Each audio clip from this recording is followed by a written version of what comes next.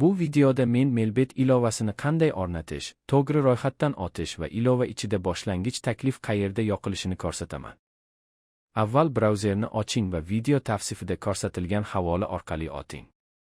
Siz rasmiy sahifaga tushasiz va shu yerdan ilovani yuklab olish boshlanadi. Fayl yuklanishini kuting va darhol o'rnatishni oching. O'rnatilgandan so'ng ilovani oching va ro'yxatdan o'tish tugmasini bosing. Qulay usulni tanlang: telefon raqami orqali, elektron pochta orqali yoki bir bosishda ro'yxatdan o'tish.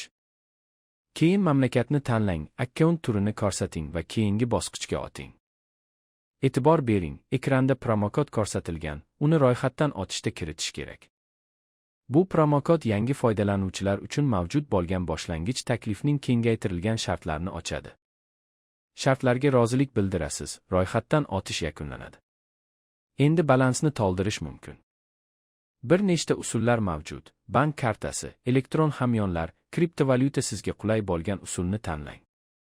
To'lovni tasdiqlaganingizdan so'ng boshlang'ich taklif avtomatik tarzda ulanadi. Summani kiritasiz, tasdiqlaysiz, bir necha daqiqadan so'ng balans va qo'shimcha imkoniyatlar tayyor bo'ladi. Asosiy sahifaga qayting va o'zingizga qiziq bo'lgan o'yinlarni tanlang. Ilova ichida takliflar muntazam yangilanib turadi. Shuning uchun bu bo'limni vaqti bilan ko'rib turish foydali. Agar siz ilovadan endi foydalanishni boshlayotgan bo'lsangiz, hammasi qanday ishlashini boshidanoq tushunib olish va mavjud imkoniyatlardan ongli ravishda foydalanish yaxshiroq. Barcha bosqichlarni hozir siz ekranda ko'rdingiz.